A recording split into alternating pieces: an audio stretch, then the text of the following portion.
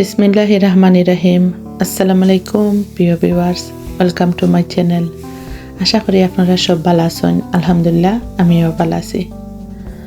আজকে আবারও ছোট আর একটা ভিডিও নিয়ে আইলাম। আর আমার এই ভিডিও অনেক দিন আগের ভিডিও, শেয়ার কর্ম করিয়া আর করা হয়েছে না। গত কয়েকদিন আগে আমার অ্যানিভার্সারি গেছিল। আমরা 15 বছর হয়েছে বিবাহ বার্ষিকী, আলহামদুলিল্লাহ। আপনারা সবাই দোয়া করবা। তো ও উপলক্ষে আমার হাজবেন্ডে আমার একটা গিফট করছেন। তো আমি ভিডিও করছিলাম ওই সময়, কিন্তু শেয়ার করছিলাম না, কারণ আমার চ্যানেলে তো ভিডিও কোনো আপলোড দেওয়া হয়েছিল না, এর লাগে। তো বড় আকারের নাই, ছোটো মাঝে একটা গিফট, গোল্ডের গিফট করবা। অনেক দিন আগ থেকে আমি কিনতাম চাইলাম, তবে কিনা হয়েছিল না।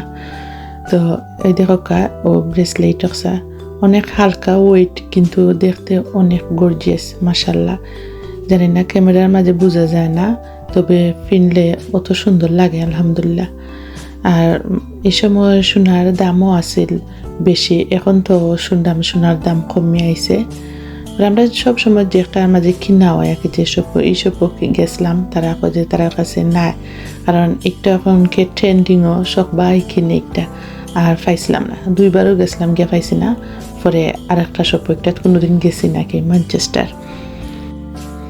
গোল্ড কেনার পরে আমরা কিছু সময় আরও হাঁটাহাঁটি করছি, কাপড়ের শপও গেছি, কাপড়ও কিনছি সামান্য পরিমাণে।